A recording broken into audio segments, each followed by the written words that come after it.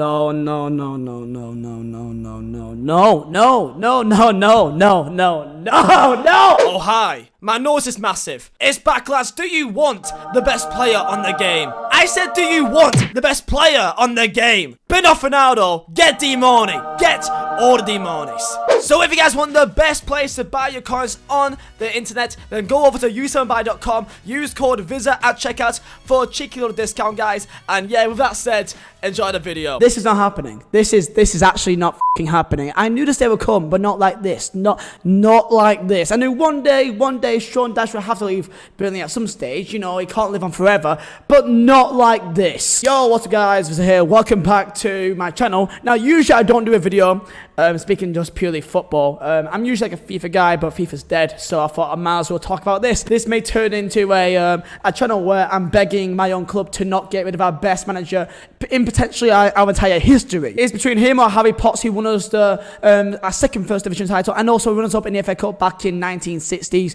era. Now, I need to say this right now, and I beg if anyone, because I know Burnley knows my videos, I know that they watch my videos, and I know that even Burnley players watch this video. Please, for the love of God, please do whatever you can here. Okay, this is an open plea, a open begging. Do not get rid of our best manager in our entire history, in my humble opinion. But yeah, I'm not 80, so I guess I don't know back in 1960s. But let's be real here, yeah? With what he's done with our team, this is honestly laughable that I genuinely think that he's probably the top 5 best managers in the Premier League for what he's done. In the last 4 years, this man has probably actually brought in 4 players that was actually Premier League quality or experience before they joined Burnley, okay? Let's look at our last 11, yeah? And the one that we took out against Manchester City. Tensions between Burnley boss Sean Dyche and chairman Mike Garlick, but long-standing Clarets boss leave at the end of the season. Tensions between them have come head-to-head. Let's look at our team, yeah? Our last team against Manchester City, yeah? So, Nick Pope, before he joined us, was at Charlton, in fact, got relegated. He's now an English cap professional. Then we got Matt Loughton. He was a bit pop player at Aston Villa, then came to us and turned pretty decent. He did a good job. Charlie Taylor from Leeds United, he could have potentially made a move to Premier League one day, but he wasn't experienced before he joined us. Tarkowski came from Brentford, was a decent player, but no one actually thought he'd be the player he is now. He did that because of us and Sean Dyche. Ben was a youth player at Man City and has been at our club since I think 2011. So we made him. He came from left back. Now he's a centre back, and he's been a consistent player of our club ever since. Jack Cork was Premier League experience from Swansea City and Southampton, I believe. So he is one player so far that was actually somewhat experienced. Josh Brownhill from Bristol City. Let's not really count it because that's his first debut the entire year. And Dwight McNeil came through our academy, from Man United Academy when I was younger, came to Burnley, and then we've made him the player he is today. And then Ashley Westwood was a guest experience in Premier League, but Aston Villa fans didn't really like him. Like when they let him go, they were like, oh yeah, thank God, he could only pass the ball backwards. So I guess I get that 1.5 because he was experienced, but yet he wasn't really that much at Villa, which I felt was kind of, you know, unfair. Let's give that 2. Let's give that 2, okay? Then we got Joe Rodriguez, came from West Brom, but before was in fact a good player at Southampton. He's from Burnley, he's one of our own, he's born in Burnley, and I'll count him as a 3 because he did in fact play in Premier League for Southampton, but he did get an injury which kind of harmed his progress, which is a shame, but let's count as 3, okay? And Matisse Vydra from Derby County, not Premier League quality before he joined us, and I think it could be decent, but we made him the player he is now, okay? So far, that is 3 players that's at least even touched the Premier League before they came to us. Keep in mind, we've got European football with these guys. European football. The rest of our team, Joe Hart, let's not count him. Let's not count him, okay? That's about me, Ben Gibson, but Middlesbrough. Phil Bardsley, of course, a bit of a, you know, a house footballer, gets stuck in. He has experience. I'll count him, okay? Kevin Long, nope. Eric Peters came from Stoke in Championship. Not the best player, but he did play a few games. Let's count that as 5 so far, yeah? Who's at least touched Premier League doesn't mean they in fact were actually a good player in the Premier League because he went down with Stoke, I believe. Then there's Goodmanson, came from Charlton, they went down, and we made him players today. and unfortunately has got a lot of injuries, which I think he's actually a good player. Robbie Brady was a fantastic player. 2 years ago, he got injured at Leicester away. Absolute shame. So I'll give that a 6 because he is, in fact, a Premier League player. Shame that he's got injured way too often and he's not really the same sort of player anymore, which is a shame. Jeff Hendrick actually could be leaving us. Actually, I think is leaving us. He's fought every single game that he has played this year, and I don't think he gets the respect he deserves. And it's a shame that he will be leaving this year. And I hope that he goes somewhere else, which actually plays him the way that he's supposed to be played as a camp, which we don't play. Then we got Aaron Lennon. He's experienced, but he's like 33 now. I guess you can count him, but it's like Phil Bardsley, experienced, but near the end of their career. Ashley Barnes came from Brighton, in fact, was in Championship, and as well was he even one of the best players there. And then Chris Wood came from Leeds. Could have been like a Charlie Taylor who would go up to a BPL eventually, but before joining us, wasn't in the Premier League. So out of all of these, out of all our entire club, which by the way by now is 11th and can actually be in the Europa League this year if we're lucky, and after already achieving European football and being a consistent Premier League side, with this team, which I will count now,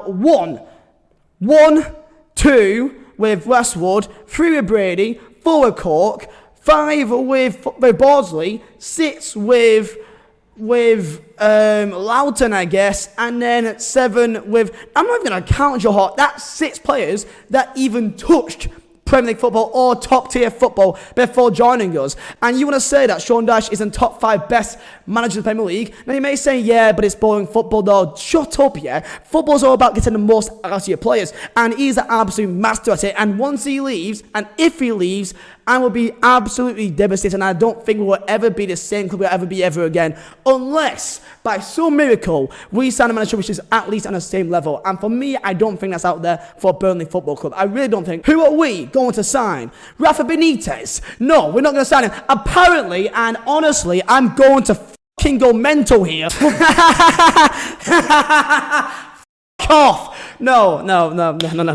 Yo, Mike Garlic, this is an open one-to-one between me and you here, and I really hope someone sends this to him, yeah? If you for 1 second think that the fans will get behind the fact that you get rid of our best manager in our entire history, debatably, because you will not actually back in the money that we deserve, because our wage budget is nowhere near the actual amount that we need to fight at this level of the Premier League. Each year, the Premier League gets richer and richer and richer, and you know what we do? We've kept the same wage budget. We've kept the same wage budget since 2015, I swear. Like, I think I'm most, like, the highest wage in a club is, like, I want to say, like, 45k a week, which sounds like a lot. It is a lot, but compared to, like, most other teams, people like to say Nuno. So, Nuno at Wolves, and I like Nuno. He plays great football. But people like to compare Nuno and Sean Dyche because they're kind of similar. You know, teams came from Championship, doing really well now. But they say Nuno's better because he plays better football. My guy got a Champions League captain at the age of 18 or 20, I believe, in Ruben Neves in the Championship. Don't you dare come to me saying that, oh yeah, but, you know, Nuno plays nice football. Look at the team he has got and compare that to what we have at Burnley. We literally have a team which is work rate, the best of the best. Structure and mentality and pure work rate, the best of the best. But in terms of actual Premier League quality and what we can offer by ribbon pass players, by our passing range, by our actual finishing, I guarantee if you take every single player out of that club and you put them into any Premier League team, I guarantee probably half of them will actually do well and start. The only person that I think will actually be really good in another team and start each game is Nick Pope, Tokowski, Ben Mee, Taylor, probably Westwood, and Dwamino definitely, and probably maybe Chris Wood. That for me is genuinely what I think is actually a Premier League quality team. Jay Rodriguez as well, debatably. I don't think Ashley Barnes is personally. Honestly, I think the system makes most of our team. If I see this one more time, I'm gonna fucking flip it, okay? I'm gonna flip if you try and replace Sean Dyche and Mark Hughes. The entire club is completely revolved around this one man. Sean Dyche, who's been with Burnley since 2012, he got sacked unfairly by Watford because they want Gianfranco Zola. That went well for them. He came to us, I gave him a chance, and he performed brilliant with players which should not have been doing well at the time. Look at our 2013-14 season, yeah? We had Charlie Austin, who was sold to QPR a few days before our first game of the season. Danny Ings, which before then was really not known at all, started with him and Sam Vokes, and they created one of the best duos in Championship history, okay? One of the best duos in Championship era. That would not have been possible if it was not for Sean Dyche. Pretty much all of our success would not have been done because of Sean Dyche, and we are willing on risking losing him because we will not back him financially. Okay, now Burnley, we're not a massive club. We got 21,000 to the stadium. We're a small Milton club. We got like, I think 80,000 as our actual population. Okay, we are going against the odds here to even be in the Premier League. Now, not by our club history, because our club size in history, I think we're the 22nd most honoured team in England. They got 2 First Divisions, 1 FA Cup, and of course the founder of the Football League. We are not a small club in historic terms, but as a town, we are a small town in terms of the massive cities which are around us here. Dyche is considering leaving Burnley at the end of the season due to the deterioration in his relationship with Chairman Mike Garlick, which other senior figures of the club fear is fractured beyond repair. Okay, I understand that is a serious concern with Dyche's frustration at the failure to extend Jeff Hendrick's contract. So I feel like Jeff Hendrick, I think Dyche wanted it because he knows that he's a good player and can do a job. Apparently, financially, we couldn't do it, which is kind of depressing that if we can't even get Jeff Hendrick on a good contract, what do you think we could do with actual qualified players, for God's sake? Also concerned about the money available to strengthen over the summer. We have literally got nothing. Like, our highest signing, I think, is 50 million for Chris Wood, and that was really only done because I think we sold Andre Gray as well. So that was the only reason why I actually signed it, because we sold Andre Gray to Watford. So this is the way I see it, yeah? We are playing around it because for many years now, Sean Dyche has been absolutely bodied on the market and at every single level. Look at our recent signings, yeah? Actually look at it. Do you think that is good enough to be where we are on the table, which is somehow, and I don't know how, it's by the pure genius of Sean Dyche, genius. And people laughed at me for saying that I think that he's genius of what he's managed to do with a team which I actually think most players in Premier League wouldn't do as good as him. Call it terrible football, call it anti-football, call it whatever you want. The name of the game in football is to get results. And Sean Dyche is one of the best managers in the country to get the absolute 110% out of every single player. I believe I'm speaking for pretty much every single Burnley fan here, honestly, because if you are a single Burnley fan, that does not think that we are absolutely bodied, we are gone. If Sean Dyche leaves, I don't know what to say to you, bro. Honestly, I don't know. The entire club is completely revolved around Sean Dyche. But not just the team, but the training facility. It's got his quotes everywhere. His little fingers are around every single part of his football club. The entire club is rubbed around him. If he's gone, that's honestly as comparable as Sir Alex Ferguson and Man U. And you may say, well, come on, they won titles. That's honestly how important he is to us. Because the club revolved around Sir Alex Ferguson. And every single part of it was resolved around him. And everyone loved him. Everyone looked up to him. He was seen as a god.